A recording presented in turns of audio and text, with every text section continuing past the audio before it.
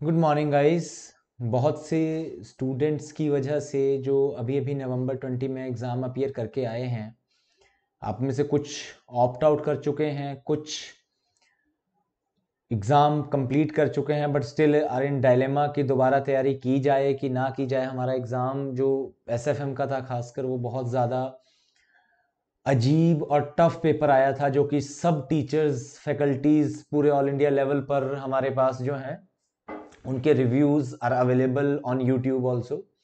कि जो ये एग्ज़ाम था वो अनयूजुअल था। Basically I am talking about the new course. Old course का एग्ज़ाम बेहद आसान था, वो पूरा का पूरा पेपर जो था प्रैक्टिस मैनुअल से और नोट्स में से ही था। जो न्यू कोर्स का एग्ज़ाम था उसमें बहुत सारे सवाल जो थे वो नए थे, मतलब उस तरह के सवाल आईसीआई के बुक्स में पहले नहीं थे।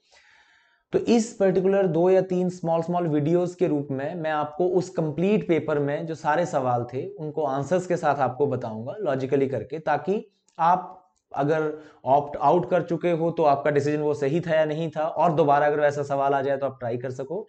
और अगर आपने पेपर दिए हैं तो एटलीस्ट आपको कंफर्म हो जाए कि तैयारी करें या ना करें, है ना।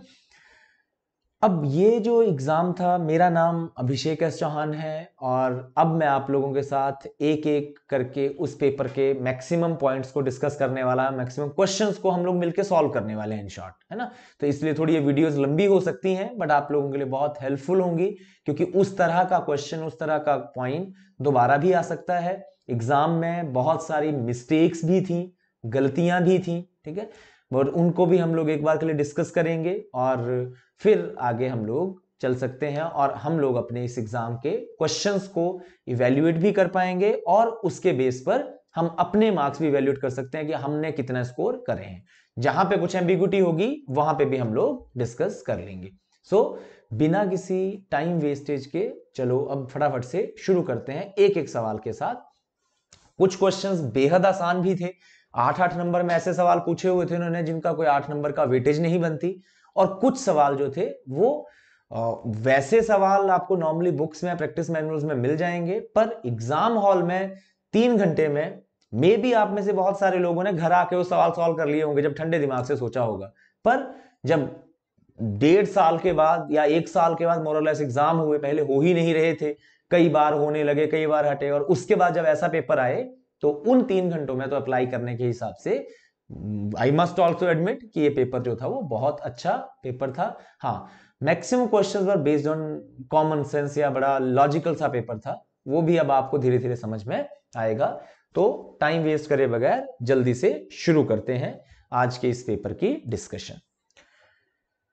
सो पे फुल अटेंशन गाइस, ये आपका एग्जाम पेपर है शुरू से शुरू करके। मे बी 30-30, 40-40 नंबर में, 40 या 50-50 नंबर जो है वो 1 या 2 वीडियोस में कवर करूंगा। मे बी अगर लंबा गए क्वेश्चंस तो 2 या 3 वीडियोस भी हो सकती हैं, पर एक एक करके आप लोगों ने देखना है।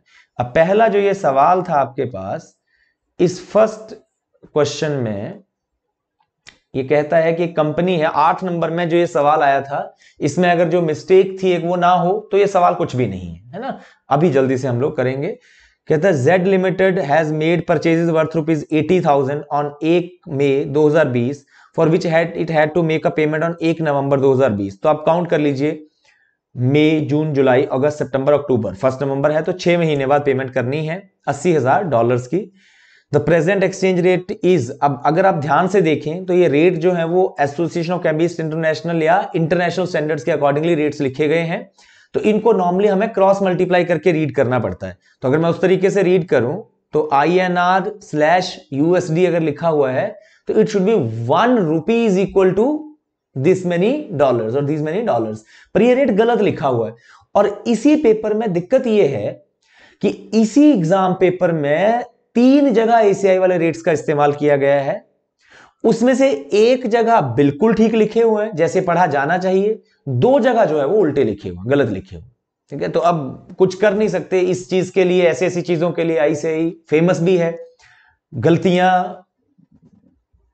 उनकी माने या ना माने वो हमारे ऊपर डिपेंडेंट है ना। हाँ, इस सवाल में आप जब नॉर्मली 99% बच्चा जब पेपर में बैठा होगा तो वो जब इसको पढ़ेगा और एसीआई के अकॉर्डिंगली अगर इंटरप्रेट करे और वो लिखे कि ₹1 इज इक्वल टू $75, तो शायद एक सेकंड के लिए वो भी रुक जाएगा। तो मैं एक्सपेक्ट कर रहा हूं कि इसमें आप लोगों को पता चल गया होगा कि ये ₹1 का नहीं बल्कि $1 का ही रेट अवेलेबल है आज का। कहते company can purchase forward dollars at INR पर मतलब $1 is equal to 74 rupees forward contract enter कर सकती है वो 6 महीने बाद का। The company will have to make an upfront premium at the rate of 1% for the forward amount purchase, है ना। तो ये ऐसा सवाल प्रैक्टिस मैनुअल में है जिसमें आपको अपफ्रंट प्रीमियम पे करना पड़ता है। इसमें एक्स्ट्रा क्या कॉन्सेप्ट आ जाता है कि फॉरवर्ड कॉन्ट्रैक्ट आप आज एंटर करेंगे तो आउटफ्लो आपका एग्जीक्यूट कॉन्ट्रैक्ट आज होगा, बट एक्चुअली एग्जीक्यूट कब होगा? 6 महीने बाद, है ना।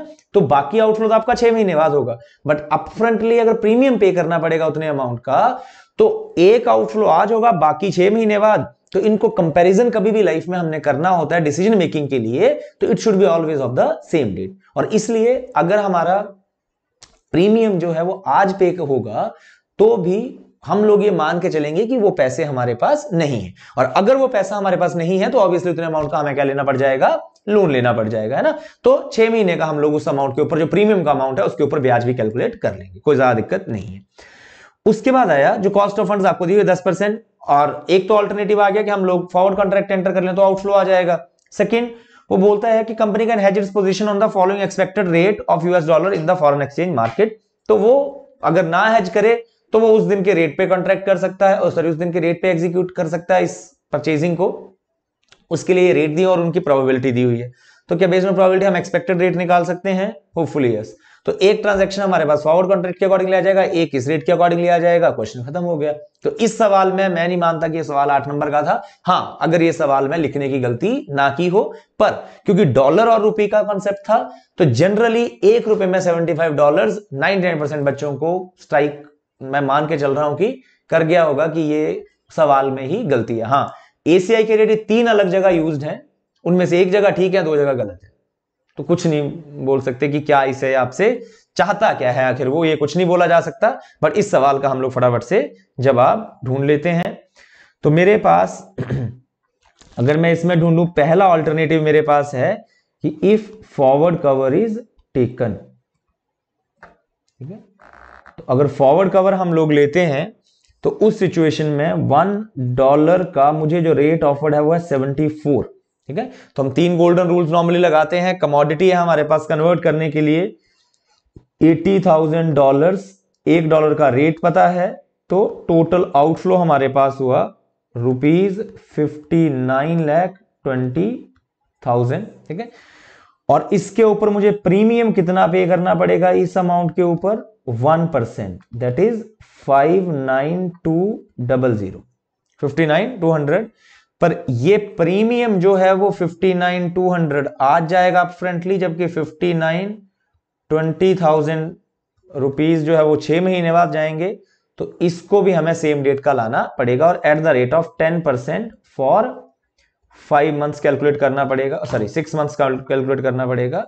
तो 5% बेसिकली आप ऐड कर सकते हो, 59,200 प्लस 5%, तो टोटल आ जाएगा 6,2,160 रुपीज, ठीक है।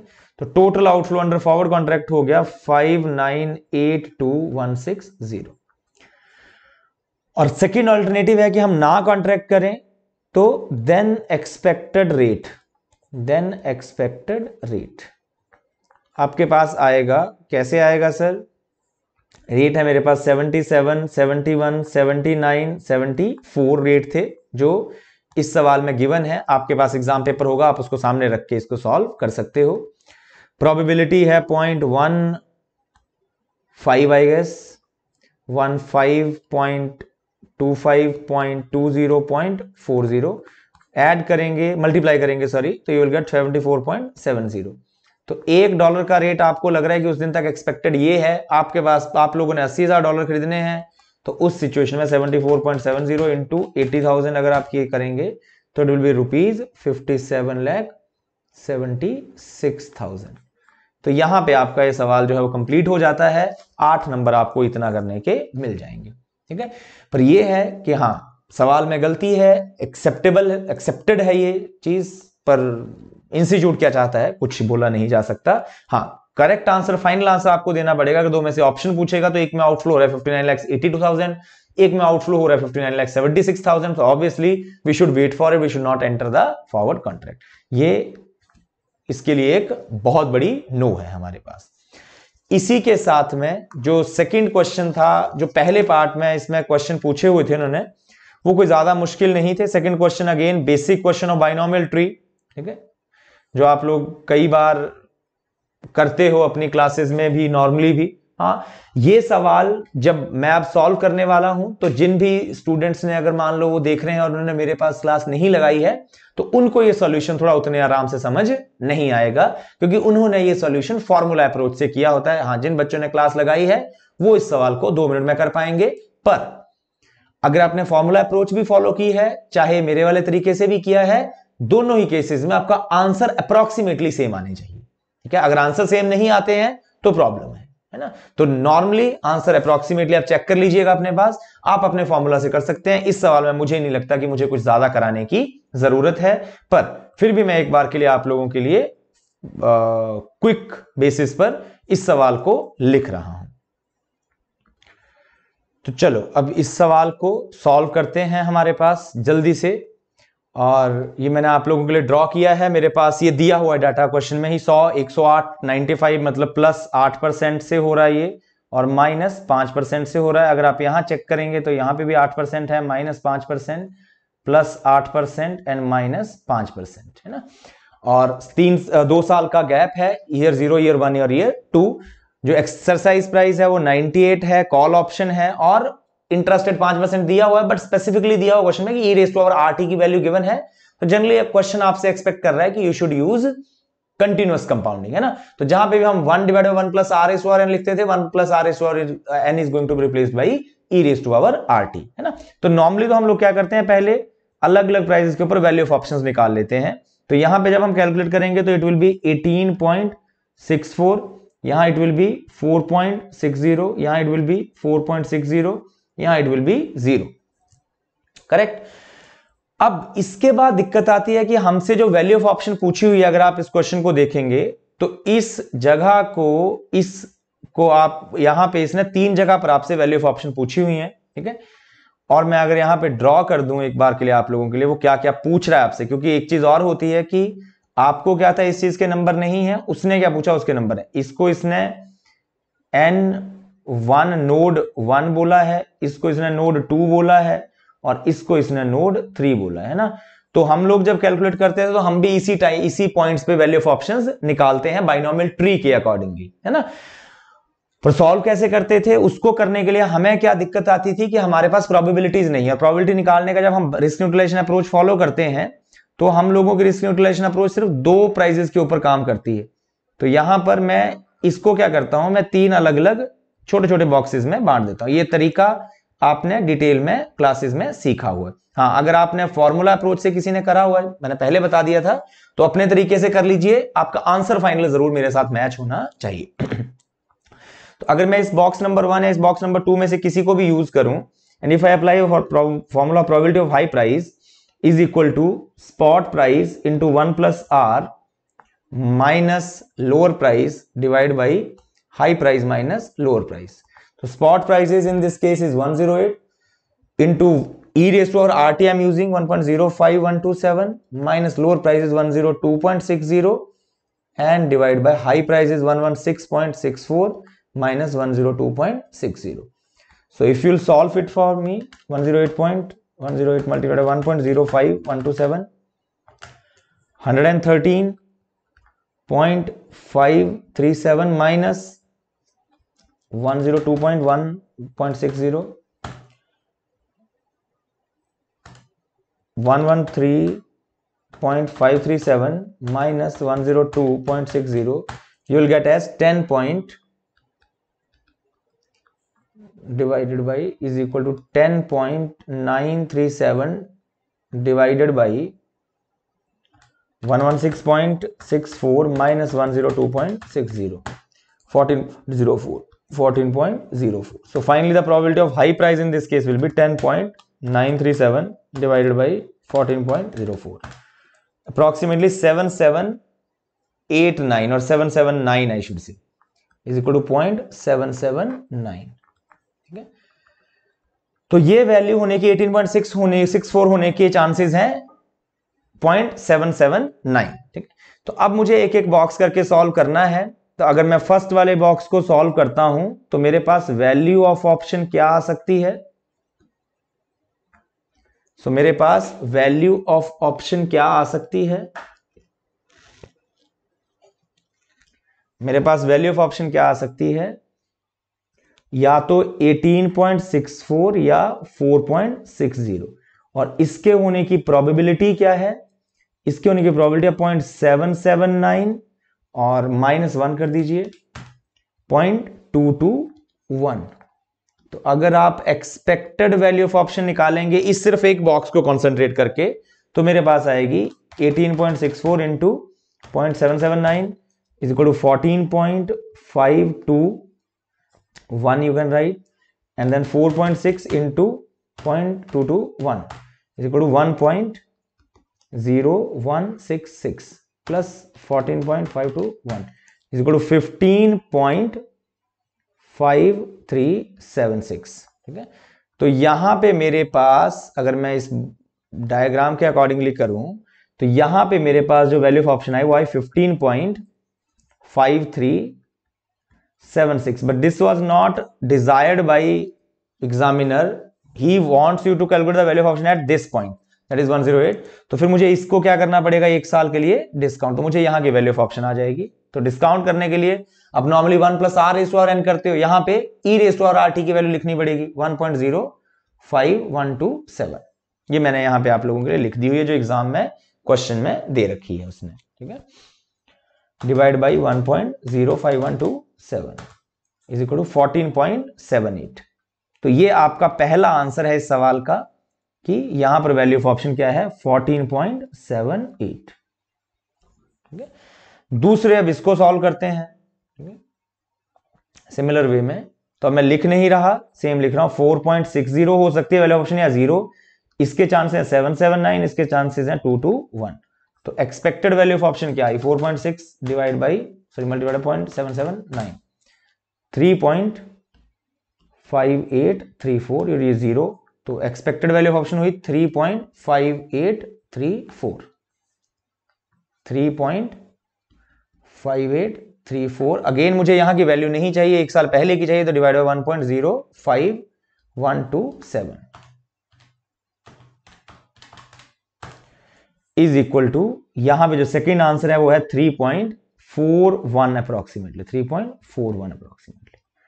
तो जो करेक्ट आंसर्स आप चाहे जिस मर्जी मेथड से करें पर आपके पास जो आना चाहिए वो अप्रोक्सीमेटली इसके आसपास आना चाहिए. Minor approximation errors will be acceptable but उससे ज्यादा डिफरेंस नहीं होना चाहिए, है ना. पर अब मुझसे एक और ये third current value of option भी पूछी हुई है, तो वो कैसे निकलेगी? अब ये तीसरा बॉक्स बच गया बेसिकली मेरे पास, यहां से लेके यहां तक वाला. आप लोगों ने क्लासेस में ऐसे कई सवाल करे हुए हैं, तो इस तरीके से सॉल्व होगा, है ना. तो इसको अगर मैं सॉल्व करूं तो एक्सपेक्ट और वैल्यू ऑफ ऑप्शन, तो हमारे पास N1 पर क्या वैल्यू ऑफ ऑप्शन हो सकती है 14.78 एंड 3.41. 14.78 एंड 3.41 और इसके होने के फिर से चांसेस हैं 3.779 0.221. दोबारा चाहे उस बॉक्स को यूज करके प्रोबेबिलिटी ऑफ हाई प्राइस और लोअर प्राइस निकालना आप निकाल सकते हैं ना. तो मेरे पास फिर से आएगा 14.78 इंटू 0.779. तो यह है 11.5136 और 3.41 इंटू 0.221 इज इक्वल टू 0.75361. तो total expected value of option कितने आए हमारे पास प्लस 11.5136 12.267 अप्रोक्सीमेटली. ठीक है, पर ये अगेन वैल्यू कब की आई 12.267. यहां पे इन दोनों के ऊपर प्रोबेबिलिटी जब लगाई तो साल के एंड की वैल्यू 12.267. पर मुझसे यहां नहीं, मुझे यहां की वैल्यू पूछी हुई है, तो आई हैव टू डिवाइड 1.05127 जो कि ई रेस टू और RT कर दिया। अगर नहीं वैसे नहीं करते तो 1/1.05 करते हम लोग एक साल की डिस्काउंटिंग। तो correct answer approximately it should B 11.67। 11.67। अगर आपका आंसर इसके आसपास एग्जाम में आया है परफेक्टली ग्रेट। अगर इससे बहुत ज्यादा डेविएशन है या आपने को डिफरेंटली लगाया है तो फिर आपका आंसर जो है एक्सेप्टेबल नहीं है। हाँ, अगेन आई एम रिपीटिंग कि हम लोगों ने ये तरीका जो लगाया है वो नॉर्मली किताबों में नहीं है। तो अगर आपने मेरी क्लास नहीं लगाई है, आप किसी और टीचर से पढ़े हैं, तो भी आंसर आपका ये आना चाहिए। हाँ, आप U-D वाला फॉर्मूला का इस्तेमाल कर सकते हो, ठीक है, पर मैं अपनी क्लासेस में वो यूज नहीं करता, इसलिए मैंने वो उसको इस्तेमाल नहीं किया। तो ये 2 सवाल आपके पास हो गए स्टार्टिंग के। अब चलते हैं आगे तीसरे सवाल की तरफ को, जो कि अगेन वैसा एक सवाल ही हमारे पास वैल्यू एट रिस्क का सवाल था तीसरा, ठीक है। और वैसा सवाल आप लोगों के पास जो है वो वैल्यू एट रिस्क के चैप्टर में है, जो हम लोगों ने भी क्लास में, जो मैंने आपके साथ शेयर की थी क्लास जिसमें कि 3 बड़े सवाल थे और एक ये वैल्यू एट रिस्क का सवाल था। तो वैसा ही कॉन्सेप्ट है, बट थोड़ा सा अगेन ये भी डिफरेंटली पूछा गया था। तो एक बार के लिए डिस्कस करते हैं, एटलीस्ट ये सवाल सॉल्व कर लेते हैं, फिर साथ साथ वो कॉन्सेप्ट भी आपका ब्रशअप हो जाएगा और एटलीस्ट आप आंसर्स भी मैच कर पाओगे। कहता on Tuesday morning, that is before opening the capital market, an investor while going through his bank statement has observed that an amount of ₹7 lakh is lying in his bank account. उसके bank में कितना पैसा पड़ा है? 7 लाख रुपए। This amount is available for use from Tuesday till Friday, ठीक है। तो ट्यूसडे से लेकर फ्राइडे तक यूज में आ सकता है वो। तो ट्यूसडे, वेडनेसडे, थर्सडे, फ्राइडे, 4 दिन का टाइम है। The bank requires minimum balance of 1000 all the time. तो अगर 7 लाख रुपए पड़े हुए हैं, 1000 मिनिमम चाहिए, तो कम से कम कितना पैसा यूज किया जा सकता है या लूज किया जा सकता है? यूज या लूज, मैं दोनों शब्द साथ में यूज कर रहा हूं कि खत्म हो जाए चाहे यूज हो जाए। कितने पैसे मैक्सिमम यूज किए जा सकते हैं sir? 6,99,000। The investor desires to make a maximum possible investment where value at risk should not exceed the balance lying in the bank account। अब ये लाइन समझने वाली है। वो बोल रहा है कि इन्वेस्टर कुछ पैसा कहीं इन्वेस्ट करना चाहता है, पर जहां पे वो इन्वेस्ट करेगा वो एक रिस्की इन्वेस्टमेंट ऑप्शन है। रिस्की इन्वेस्टमेंट ऑप्शन का मतलब कि मान लो कोई शेयर में लगा दिया उसने, है ना। अब वहां पे लगाने की वजह से उसको नुकसान भी हो सकता है, ठीक है।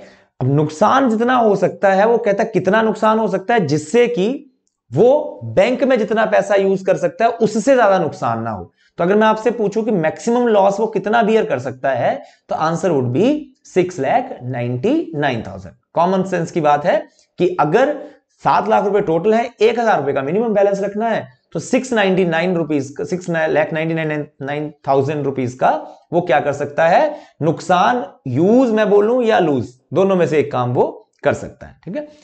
The standard aviation of market price of securities 1.5% per day.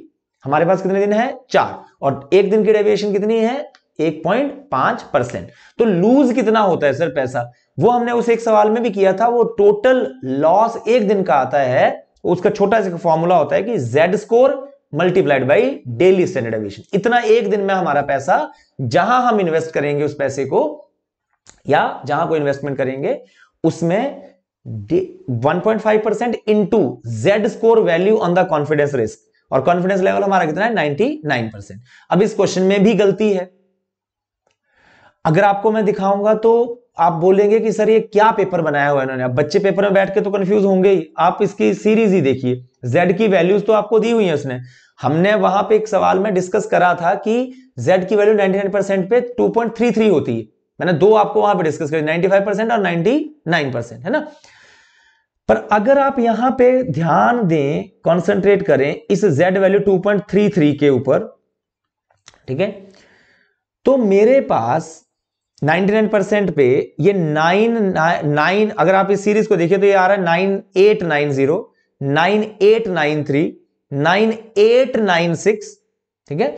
तो ये 9898 होना चाहिए था कायदे से, ठीक है। 9998 इज कंप्लीटली इनकरेक्ट। ये फिर ठीक है आगे 9901, तो जो वैल्यू चाहिए वो गलत थी पेपर में। अब अगर तो आप देखिए, मैं ये मान के चल रहा हूं कि एग्जाम में उन्होंने z की वैल्यू करेक्ट ही यूज की होगी, ठीक है, क्योंकि correct value of z is at 99% confidence level it is 2.33, जो कि यहां पे भी वही आनी चाहिए थी, 2.3 इस तरफ को और इस तरफ को 0.3 आगे, है ना। तो z value on 99% confidence risk is 2.33, ठीक है। अब सर सॉल्व कैसे होता है ये, हम लोगों ने कोशिश करनी है, एक कहीं पे इन्वेस्टमेंट करनी है, उसमें 4 दिनों में हमने ढूंढना है कि कितनी इन्वेस्टमेंट करें जिससे कि 4 दिनों में मैक्सिमम नुकसान हमारा कितना हो जाए, चाहे 6,99,000, क्योंकि 1,000 हमें कम से कम बैंक में रखना पड़ेगा। तो मैक्सिमम कितनी इन्वेस्टमेंट कर सकते हैं जिससे हमारा एटलीस्ट बैंक बैलेंस चाहे खाली हो जाए पर उससे ज्यादा खर्चा ना हो, उससे ज्यादा नुकसान ना हो सके। You are required to determine the maximum possible investment, यही आपसे पूछ रखा है ना। तो वो कैसे सॉल्व होगा वो एक बार देख लीजिए। अगेन अगर आपके ऑथर्स, आपके टीचर्स ने डिफरेंटली कराया है कोई दिक्कत नहीं, answer should be a matching one, है ना। तो यहां पे हमें लिखना पड़ता है पहले डेली स्टैंडर्ड डेविएशन कितनी है 1.5%, Z score at 99% confidence level is equal to 2.33, ठीक है। सो अगर मैं आपसे पूछूं कि डेविएशन का मतलब होता है कि उसमें नुकसान कितना हो सकता है एक दिन में, तो उसका फॉर्मूला होता है हमारे पास डेविएशन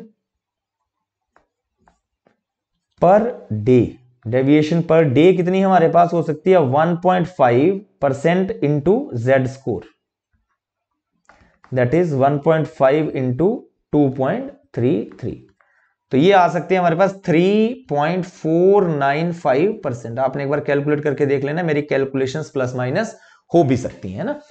तो एक दिन में हमारी इन्वेस्टमेंट में चेंज कितना हो सकता है, नुकसान कितना हो सकता है, द आंसर इज 3.495% का। पर हमने कितने दिनों के लिए इन्वेस्टमेंट करनी है जो हमसे पूछी हुई है, 4 दिनों के लिए। तो यहां पर अगर मैं बोलूं total loss in 4 days is equal to, वो कैसे निकलता था वो सवाल में भी हमने डिस्कस किया था, वो आता है हमारे पास standard deviation per day into number of days का अंडर रूट।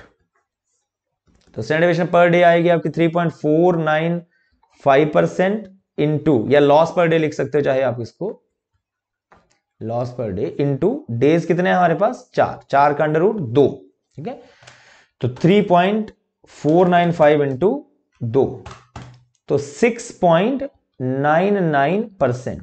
तो हम जो भी इन्वेस्टमेंट करेंगे उसमें 4 दिनों में मैक्सिमम नुकसान कितने प्रतिशत का हो सकता है, कितने परसेंट का हो सकता है, 6.99% का नुकसान हो सकता है। अब मुझे बताइए मेरे पास लॉस का अमाउंट है, लॉस अमाउंट में कितना लूज कर सकता हूं, 6,99,000, ठीक है। और ये 6,99,000 कितने परसेंट हो सकता है टोटल इन्वेस्टमेंट का, 6.99%। तो क्या आप मुझे इन्वेस्टमेंट परमिसिबल का अमाउंट बता सकते हैं? कॉन्सेप्चुअल क्वेश्चन, देसी क्वेश्चन बिल्कुल, है ना, आम क्वेश्चन। क्या कि अगर, दोबारा बोल रहा हूं, अगर मुझे पता है कि मैं एक एक्स अमाउंट की इन्वेस्टमेंट करने वाला हूं और उसमें 4 दिनों में मैक्सिमम लॉस कितना हो सकता है 6.99% का, पर वो जितना भी लॉस हो, हमें बोला हुआ है कि जितना हमारे बैंक में बैलेंस लाइंग है 1,000 को छोड़ के, उससे ज्यादा ना हो हमारा लॉस। तो मैक्सिमम लॉस हम लोग बियर कर सकते हैं 6,99,000 का, और वो टोटल इन्वेस्टमेंट का कितना प्रतिशत है 6.99%। तो क्या आप मुझे बता सकते हैं कि टोटल इन्वेस्टमेंट कितने की कर सकते हैं हम लोग? और जो मैं इस तरीके से निकालूंगा उसको क्रॉस वेरीफाई भी आप कर सकते हो, या मैं लिख लूं total investment into 6.99% loss is equal to 6,99,000, इतना लॉस हम बियर कर सकते हैं। तो टोटल इन्वेस्टमेंट, परमिसिबल इन्वेस्टमेंट कितनी होगी, 6,99,000 divide by 6.99%, that is 1 CR। Correct answer for this question is 1 crore. तो ये सवाल, पहला सवाल था आप लोगों के पास आई थिंक 20 मार्क्स में, ठीक है, if I am not wrong, 3 part थे इसके, हाँ 8, 8 और 4, तो ये 20 नंबर के सवाल थे और इसमें आप लोगों के पास ये 3 क्वेश्चन थे। Again I am repeating, 1.5% daily की स्टैंडर्ड डेविएशन दी हुई है और अमाउंट चेंज कितना हो सकता है अमाउंट वाइज, उसमें Z score multiplied by daily standard deviation, तो 3.495 आ गया, और जितने भी दिनों का हो multiplied by under root of that many days और दोज मेनी डेज, है ना। तो मेरे पास एक टोटल टाइम पीरियड का लॉस आ गया, ठीक है, कि इतना मुझे नुकसान हो सकता है। मुझसे मैक्सिमम परमिसिबल इन्वेस्टमेंट पूछी हुई है और मेरे बैंक में 6,99,000 रुपए पड़े हुए, ठीक है, और ये बोला हुआ है कि हम इतना अमाउंट मैक्सिमम इन्वेस्ट कर सकते हैं जिससे कि एटलीस्ट अकाउंट में पैसे से वो पूरा हो जाए, है ना। तो लॉस का अमाउंट मुझे पता है, परसेंटेज ऑफ लॉस मुझे पता है, तो इनिशियल इन्वेस्टमेंट हम लोग निकाल सकते हैं। पर हां, जो हमारे पास सवाल था उसमें अमाउंट ऑफ इन्वेस्टमेंट गिवन था और ये हमने निकालना होता था और फिर हमें लॉस का अमाउंट प्रिडिक्ट करना था। इस बार क्वेश्चन में उसने लॉस का अमाउंट आपको दिया हुआ है बैंक बैलेंस के रूप में, पर आपको इन्वेस्टमेंट निकालनी है परमिसिबल कितनी हम लोग कर सकते हैं। और अगर आप इस 1 करोड़ को क्रॉस वेरीफाई करेंगे तो भी आप चेक कर लेंगे कि अगर आप 1 करोड़ का मंगलवार को इन्वेस्टमेंट करते हो और 6.99% का नुकसान भी हो जाता है उसमें, तो आपके बैंक बैलेंस से वो पूरा हो जाएगा 6,99,000, और 1,000 जो बैंक बैलेंस मिनिमम चाहिए वो भी वहां पर रह जाएगा, ठीक है। तो ये आपका था अगला सवाल, जो कि अगला नहीं सॉरी पहला सवाल का सी पार्ट, जो कि 20 नंबर का आपके पास पेपर में क्वेश्चन थी, है ना। इसके बाद अब हम आगे चलते हैं क्वेश्चन नंबर 2 की तरफ को। अब ये जो क्वेश्चन नंबर 2 था, 8 नंबर में इन्होंने जो पूछा हुआ था,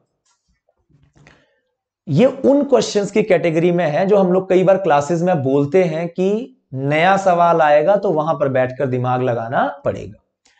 इस क्वेश्चन में कोई भी नया पॉइंट नहीं है, पर पूरा का पूरा सवाल जरूर नया है ना, क्योंकि ऐसा कोई सेम क्वेश्चन मैं बोलूं बिल्कुल तो आप लोगों के पास किसी भी बुक में नॉर्मली अवेलेबल नहीं था पहले। बिल्कुल न्यू सवाल है, कोई प्रैक्टिस मैनुअल में, कोई एग्जाम में कहीं हमारे पास ऐसा सवाल नहीं है, ठीक है। तो अब एक बार हाँ मैं वैसे बोलूं तो जब मैं आपके सामने करूंगा तो आप भी बोलेंगे सर क्या ही था सवाल, कुछ भी सवाल में एक्चुअली में नहीं है। एक एक करके अब हम लोग इसको डिस्कस करने वाले हैं। तो मेरे पास आया AB industries has equity capital of 12 lakh, total debt of 8 lakh and annual sales of 30 lakh, ठीक है। तो ये एट प्रेजेंट की आपको सिचुएशन दी हुई है। Two mutually exclusive proposals are under consideration for next year, तो ये तो हो चुका, ठीक है। 2 नए प्रपोजल हैं अगले साल के लिए, तो वो दोनों के दोनों नए हैं बिल्कुल। अब एक गलती यहां पर हो सकती है एग्जाम में कि सर ये डाटा शुरुआत में क्यों दिया हो, फिर वैसे टाइम पास, ठीक है, इसका कहीं पे शायद ही इस्तेमाल हो। हाँ अगर कुछ होगा पिछले सालों के लिए तो बिल्कुल हम यूज कर लेंगे। That is the proposals are under, जो प्रपोजल्स हैं वो दिए हुए हैं, प्रपोजल नंबर 1, प्रपोजल नंबर 2।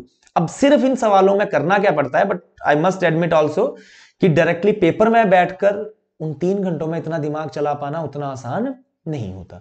पर हाँ ये भी बात सच है कि अगर जिन बच्चों ने भी थोड़ा सा अगर ट्राई किया हो तो वो इस सवाल को ढूंढ जरूर लेंगे, कुछ भी इसमें ज्यादा नहीं। मुझे बोला target assets to sales ratio, assets to sales की रेशियो हमें दी हुई है कि ये होनी चाहिए, ठीक है। तो दोनों में से अगर एक वैल्यू मिल जाए तो दूसरी निकल सकती है, मतलब अगर मेरे पास एसेट्स आ जाए तो सेल्स निकल सकती हैं, अगर सेल्स आ जाए तो एसेट्स निकल सकते हैं, क्योंकि रेशियो गिवन है। टारगेट नेट प्रॉफिट मार्जिन भी गिवन है, अगर सेल्स आ गई गलती से और प्रॉफिट मार्जिन पता है तो क्या प्रॉफिट की फिगर निकल सकती है? बिल्कुल सर निकल सकती है, ठीक है। उसका कहता है target debt to equity ratio is 2:3। Debt अगर 2 रुपए का है तो इक्विटी 3 रुपए की है ना, मतलब अगर 100 रुपए में से बात करूं तो 40 रुपए का अगर डेट है तो 60 रुपए की इक्विटी है, ठीक है। टारगेट रिटेंशन रेशियो भी दी हुई है कि जो पीएटी हम कमाएंगे उसमें से 75% रिटेन कर ले जाएगा, डिविडेंड कितना बांटा जाएगा? 25%, करेक्ट है सर। एनुअल डिविडेंड कुछ नहीं दिया हुआ, नेट इक्विटी रेस कुछ नहीं दी हुई। You are required to calculate the sustainable growth rate for both the proposals. Growth rate का मतलब क्या होता है? G is equal to Gabbar formula, G is equal to B into R, वो आप लोगों ने कई बार पढ़ा हुआ है। अब मजे की बात यह है, अगर मैं ध्यान से जरूरतों के हिसाब से चलूं और मैं यहां लिख दूं आप लोगों के लिए कि G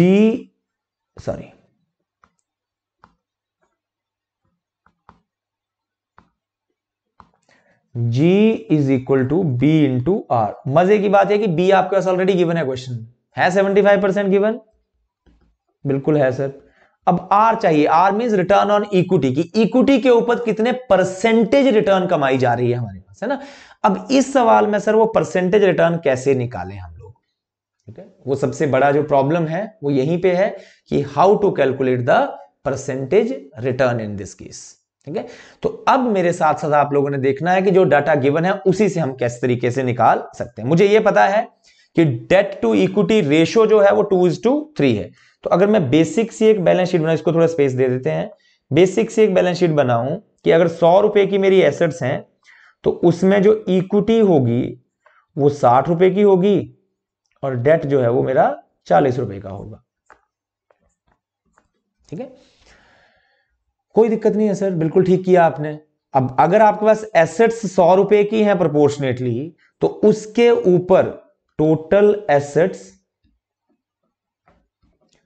टू सेल्स की जो रेशो है वो 0.65 है, हमारे पास टारगेट जो दिया हुआ है। ठीक है, तो क्या इससे मैं अपने हाइपोथेटिकल सिचुएशन में ही क्या सेल्स की फिगर निकाल सकता हूं? क्योंकि प्रोपोर्शनेटली तो वो सेम रहेंगी ना। मैं यहां 100 की बजाय 1000 ले लूं तो यहां 600 और 400 आ जाएगा, उससे भी कोई फर्क एक्चुअली में नहीं पड़ेगा। करके देख लेते हैं, चाहे मान लो 1000 रुपए ले लिया मैंने, आप 10,000 ले लीजिए। मजे की बात है कि परसेंटेज वाइज कभी फर्क उसमें नहीं पड़ता।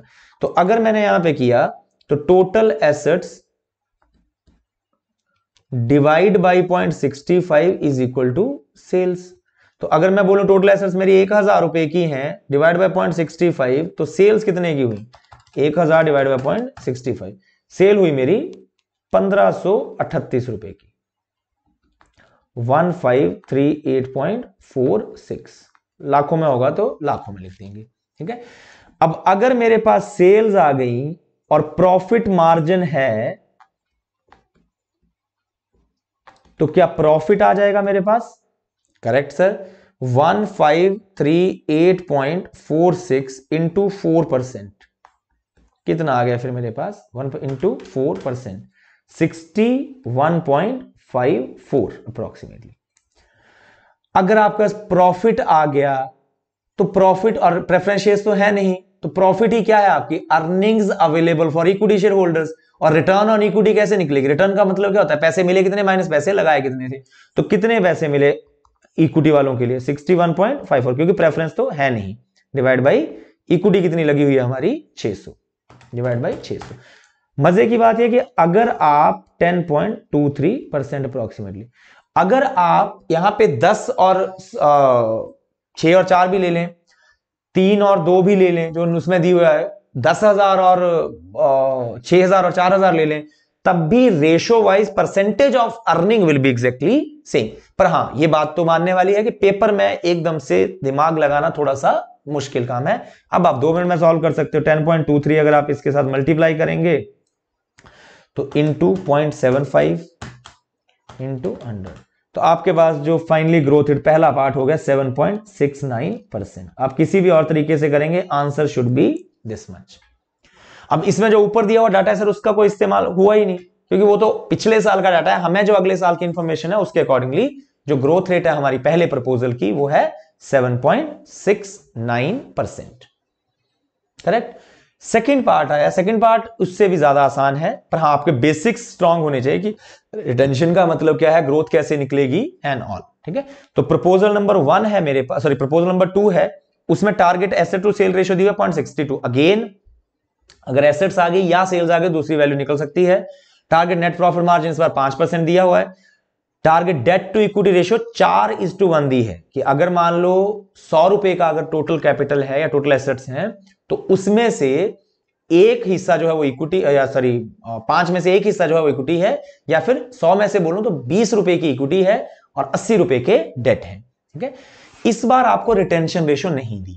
ठीक है, पर उसने इस बार आपको एनुअल डिविडेंड इन लैक्स दे दिया 30,000 रुपए का, और न्यू इक्विटी रेस भी आपको बता दिया 1 लाख रुपए की।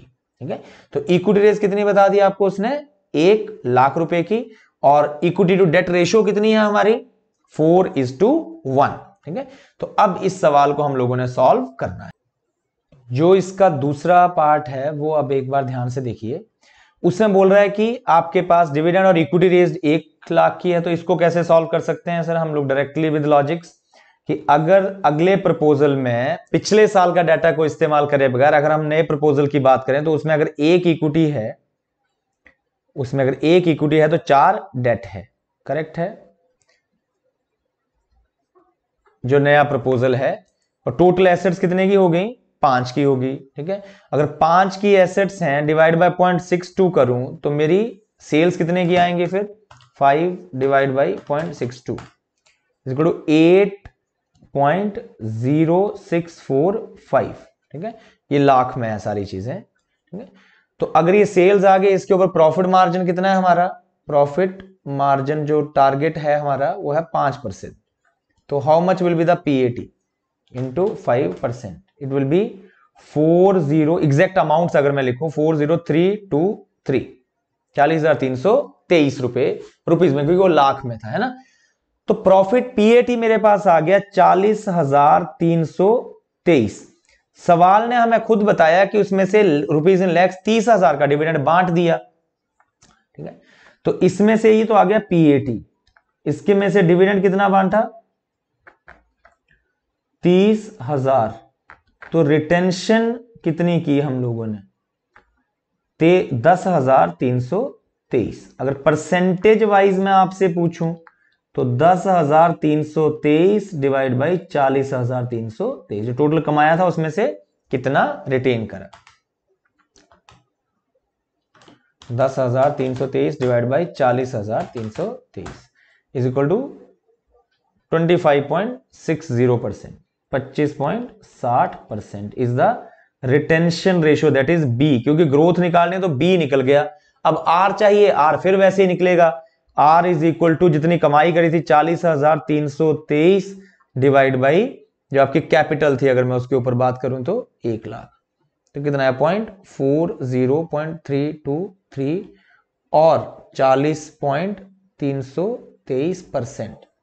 तो आर भी है और बी भी है, तो growth in this case is B into R is equal to 40.323 into 25.60 is equal to into 0.40323 into 100 is equal to 10.32%, 10.32%। इन दोनों अलग अलग प्रपोजल्स की ग्रोथ रेट का आंसर ये आ गया, एक बार 10.32%, एक में 7.69%।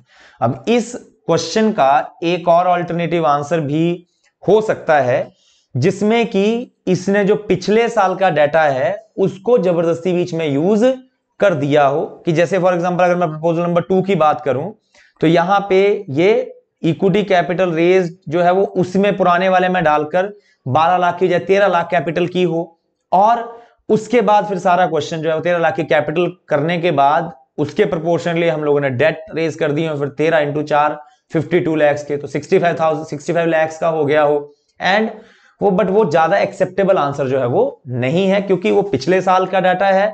अब हम बिल्कुल नए सिरे से 2 नए प्रपोजल्स को बिल्कुल चेक कर रहे हैं, जिसके ऊपर हमने नए सिरे से पैसा लगाना है ना। पर जहां पे इतने सारे उल्टी सीधी चीजें करी हुई, तो एक यहां पे जरूर एक ऑल्टरनेटिव हो सकता है, बट हाँ ज्यादा acceptable answer should be 10.23 and 7.69% of this particular question 2A, ठीक है। और इसके साथ में आपका 28 नंबर का पेपर जो है वो कंप्लीट होता है। देन उसके बाद आप लोगों के पास है एक और बेसिक 8 नंबर का सवाल। मैं वही बोल रहा हूं कि कुछ 8 नंबर के सवाल तो ऐसे थे जो कि 8 नंबर के बनते ही नहीं है, क्योंकि बड़े आसानी से अटेम्प्ट किए जा सकते हैं। मैं मानूं कि जो पिछले वाला सवाल है ऐसे को अब ना भी करो, तो पहला सवाल जो सेकंड सवाल था 8 और 8 16, और तीसरा ये 8 24, और एक इससे अगला जो बॉन्ड्स के ऊपर पूछा हुआ है इन्होंने 7 नंबर का, ठीक है। 24 और 7 कितने हो जाते हैं आपके 31 नंबर। फिलहाल ये 31 तो सीधे सीधे से ही है, उसके आगे की बात करते हैं ना। तो ये बी पार्ट जो है इसका वो बड़ा बेसिक सा सवाल है, इंटरेस्टेड स्वैप्स का। ऐसा सवाल एक बार पहले भी आ चुका है, पर पहले जो सवाल था वो सवाल की फ्रेमिंग में गलती थी। इस बार सवाल जो है वो ठीक से फ्रेम्ड है। जल्दी से पढ़ रहा हूं, जल्दी से करेंगे, 2 मिनट में, कुछ नहीं है इसमें। हाँ, डिटेल में अगर एक कॉन्सेप्ट आपने हो सकता है किसी डिफरेंट तरीके से किया हो, मैं उसके ऊपर नहीं जाऊंगा। हाँ, जिन स्टूडेंट्स ने क्लास लगी हुई है उनको हम लोगों ने बड़ा सीधा सा कराया हुआ है। स्वैप्स में करते क्या है हम लोग, थोड़ा सा मैं अगर आपको ब्रीफ कर दूं, स्वैप मतलब चेंज करना प्रेफरेंस। तो जिस एक ही पर्सन को अगर 2 अलग अलग रेट्स पर लोन ऑफर्ड है, तो जिस तरीके से वो लोन लेना चाहता है हम उसकी प्रेफरेंस को एक बार के लिए चेंज कराकर अगर कुछ फायदा हो सकता है तो वो फायदा उन दोनों लोगों में बांट दिया जाता है और कुछ अपना हिस्सा जो है वो स्वैप बैंक रख लेता है। करते कैसे हैं वो अभी बताऊंगा आपको मैं। तो यहां दिया हुआ है कि IB is an Indian firm and has a subsidiary in Japan and जाकी a Japanese firm has its subsidiary in India and face the following interest rates. एक की इंडियन फर्म की जापान में एक सब्सिडरी है, जापान वाले की India में सब्सिडरी है, इसलिए स्वैप्स की जरूरत पड़ रही है। INR का जो फ्लोटिंग रेट है वो है IB के लिए जो ऑफर्ड है BPLR प्लस 50.50 सॉरी, जाकी के लिए BPLR प्लस 2.50। JPY का जो फिक्स रेट है वो है 2% एंड 2.25। जाकी wishes to borrow rupee loan at a floating rate. अगर जाकी फ्लोटिंग रेट पर लेना चाहता है रुपी का लोन, तो उसको रेट क्या ऑफर्ड है अपनी मर्जी अगर करे। BPLR जाकी को रुपी लोन रेट क्या है BPLR प्लस 2.5%। और जो IB है वो wishes to JPY at fix rate, तो अगर वो JPY फिक्स रेट पे ले IB तो 2%। तो टोटल कॉस्ट अगर ओरली मैं सवाल करूं ओरली निकल जाएगा। यहां पे लिखिए total cost under own preference, total cost under own preference is equal to BP is equal to BPLR plus 2.5% एक को ऑफर्ड है और दूसरा जो फिक्स रेट वाला है उसको 2% ऑफर्ड है। तो कितना आंसर आएगा BPLR प्लस 4.5%। ये टोटल कॉस्ट पड़ेगी। और यहां पे हम उसके बाद एक निकालते हैं टोटल कॉस्ट अंडर स्वैप। अगर हम करें तो उसमें हमें क्या करना पड़ता है फिर कि उनकी जो मर्जियां थी उसके अगेंस्ट। तो जो जाकी अगर BPLR या ये लोन लेना चाहता है फ्लोटिंग रेट, तो उसको हम फिक्स दिलवा देंगे, तो 2.25% उसकी कॉस्ट होगी। और जो IB है उसको कौन सा दिलवा देंगे BPLR प्लस 0.5। तो BPLR प्लस 0.5 प्लस 2.25 तो कितना होगा total BPLR plus 2.75। BPLR plus 2.75%। तो अगर मैं आपसे पूछूं तो क्या कुछ बचत हो सकती है इनकी मर्जी चेंज करके? बिल्कुल हो सकती है सर। 4.5 माइनस 2.75 1.75% की सेविंग हो सकती है। अब सवाल क्या बोलता है आगे, a financial institution arranges a swap and requires 25 basis point, basis point means percent का 100वां हिस्सा, तो 0.25% का वो हिस्सा चाहता है। Gain if any is to be shared by the firms equally, अगर बाकी कुछ गेन बच जाएगा तो फर्म सेव करेंगी। तो इसके कितने हिस्से किए जाएंगे बेसिकली 3। एक दे दिया जाएगा स्वैप बैंक को, एक शेयर कर लेगा आपका IB कंपनी और एक शेयर कर लेगा आपका जाकी। तो स्वैप बैंक को कितना देना है 0.25%। बचा कितना -0.25 अगर कर दूं 1.5 डिवाइड बाई 2 इक्वली बांट लेंगे कहता वो। तो इसको फायदा हो 0.75% का रेट में, इसको फायदा हो 0.75% का। हाँ, ये अब जो फायदा इनको कराना होता है, जो हमने लास्ट में नेट इफेक्टिव कॉस्ट निकालनी है, तो हमेशा वो ओन प्रेफरेंस में से फायदा कराना होता है। अब ऐसा क्यों होता है इसके लिए आपको डिटेल में जो इंटरेस्टेड स्वैप का कॉन्सेप्ट है वो क्लास में समझना पड़ेगा, है ना। पर अगर आपने समझा हुआ है, मैं ये एक्सपेक्ट कर रहा हूं because I am not obviously going to teach in this particular class, so अगर आपने किया हुआ है तो अब आपकी इफेक्टिव कॉस्ट जो रहेगी, इफेक्टिव कॉस्ट आफ्टर स्वैप, वो रहेगी कितनी? जो अपनी मर्जी थी, अपनी मर्जी थी BPLR प्लस 2.5% वाली, उसमें से फायदा करा दिया 0.75% का। और दूसरे की कॉस्ट कितनी थी अपनी मर्जी की 2%, उसमें से भी फायदा कितने का करा दिया 0.75%। तो final answer will be BPLR plus 1.75% और 1.25%। सो ये आपके 2 आंसर थे। इतना करने के आपको 8 नंबर मिलने थे। तो क्या सोच के ये पेपर बनाया है मुझे नहीं पता। 40, 45, 50 नंबर 60 नंबर लेना मुश्किल नहीं था इस पेपर में, पर यह जरूर है कि गलतियां हैं और उसकी वजह से हमें आगे चलकर 70-80 नंबर जब तक नहीं आते, 60-70 नंबर इजीली SFM में नहीं आते, तब तक एग्रीगेट बनाने में जरूर दिक्कत हो सकती है।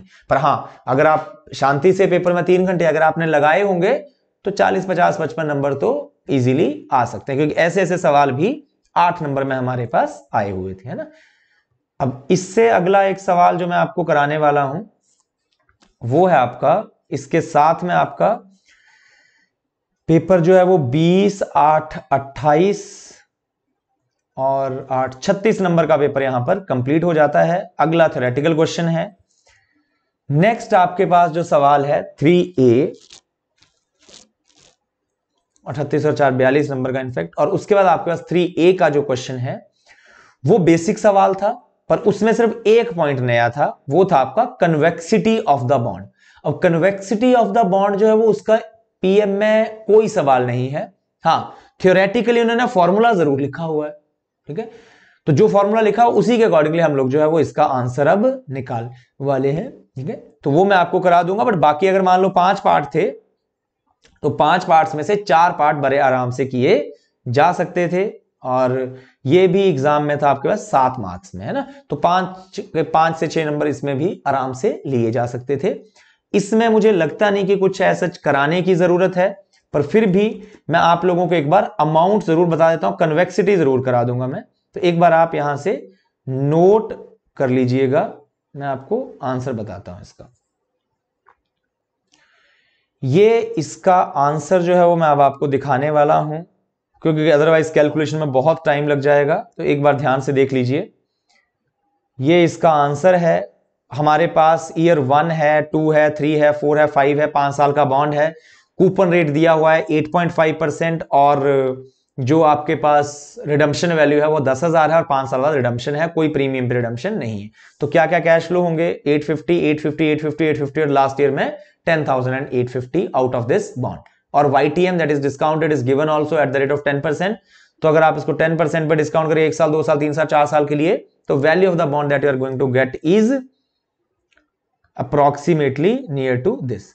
क्योंकि अगर इस सवाल की मैं बात करूं स्पेसिफिकली, तो इसमें डिस्काउंटिंग फैक्टर्स भी आपको दे रखे हैं उसने, ठीक है।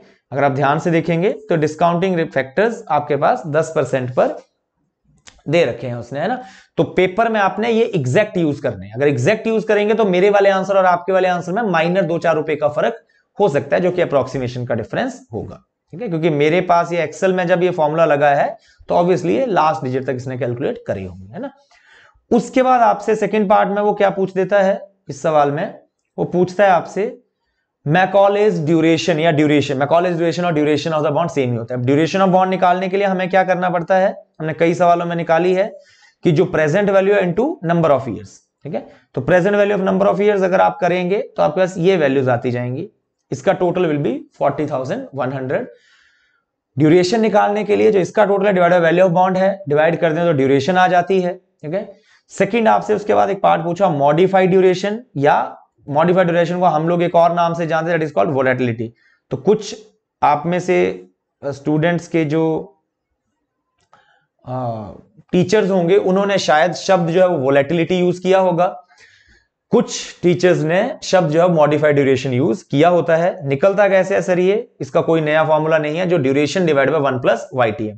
तो अगर आप करेंगे 4.25 divide by 1.10, so you will get as 3.87 approximately, ठीक है।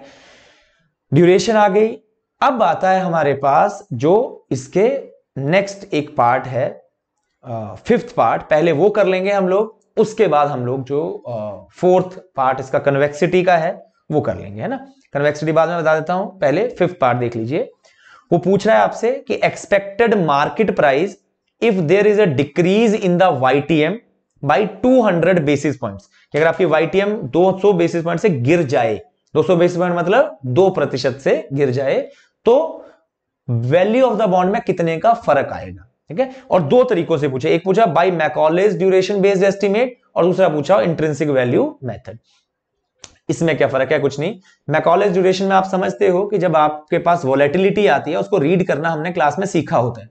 वोलेटिलिटी या मॉडिफाइड ड्यूरेशन मींस व्हाट, कि अगर 1% से आपकी वैल्यू YTM गिरती है तो जितना भी आपका वोलेटिलिटी है उतने % से आपकी वैल्यू ऑफ द बॉन्ड बढ़ जाएगी। This basically shows N inverse relationship between value of the bond and YTM, ठीक है। तो अगर 1% से YTM गिरती है तो हमारे पास कितनी आई है वोलेटिलिटी या मॉडिफाइड ड्यूरेशन 3.87। तो अगर 1% से वाईटीएम गिरती है तो 3.87% से वैल्यू ऑफ द बॉन्ड बढ़ जाएगा। तो प्रोपोर्शनली अगर मैं आपसे पूछूं कि 2% से या 200 बेसिस पॉइंट से वाईटीएम गिरती है तो 200 या 2 इंटू 3.87 7.74 या 73% से आपकी वैल्यू ऑफ द बॉन्ड बढ़ जाएगी। ठीक है। सेकंड मुझसे पूछा हुआ है एक इन्होंने कि इंट्रिंसिक वैल्यू के बेस पर बताइए कि कितना परसेंट चेंज आएगा। ये तो मैकॉले ड्यूरेशन के जो हमने रीड करना सीखा है उसके अकॉर्डिंगली बता दिया।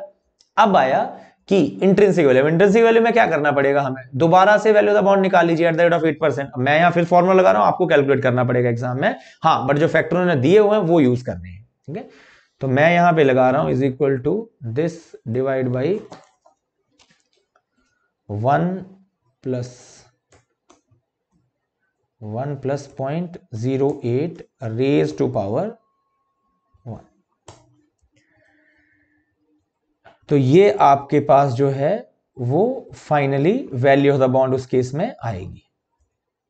अप्रोक्सीमेट इसके आसपास आंसर आएगा 10,200 या 199। ठीक है, 10,200 या 10,199.5 और 64।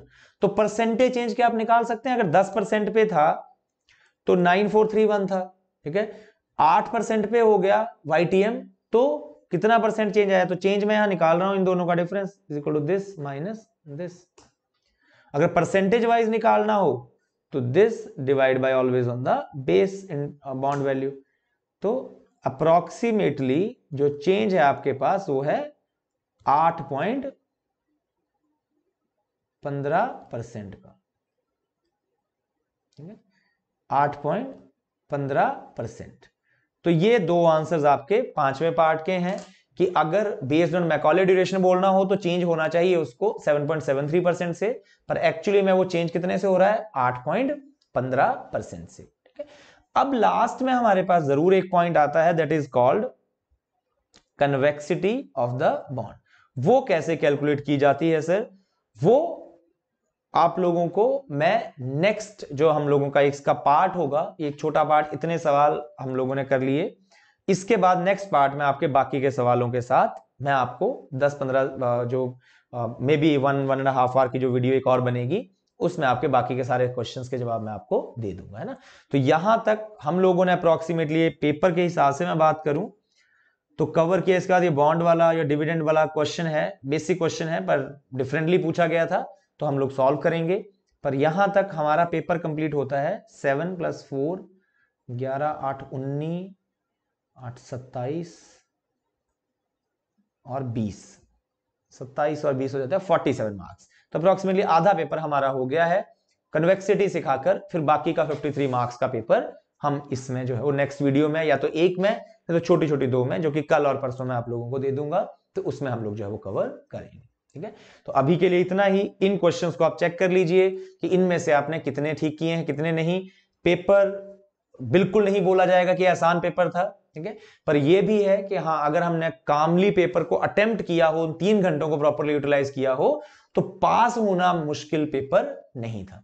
हाँ, हाई स्कोरिंग के हिसाब से उस टाइम पर माइंड अप्लाई कर पाना एग्जाम में वाज टफ। और दूसरा सबसे बड़ा प्रॉब्लम कि आईसीएआई ने किस पॉइंट को क्या सोचा होगा ये तो कुछ नहीं बोल सकते। जब एसीआई के रेट 3 सवाल में हमारे पास हैं, 2 में ठीक लिखे हैं, 1 में गलत लिखे हैं, या 1 में ठीक है 2 में गलत है, वो चेक करना पड़ेगा, तो फिर क्या ही बोल सकते हैं ना। But with this small note, और आप लोगों के लिए जो ये डिस्कशन है वो अब जारी रहेगी। ठीक है, और इस छोटे छोटे इन 3 स्मॉल वीडियोस में, ये पार्ट 1 था, पार्ट 2 और पार्ट 3 में हम बाकी का पेपर जो है वो डिस्कस करेंगे। ठीक है, अभी के लिए इतना ही।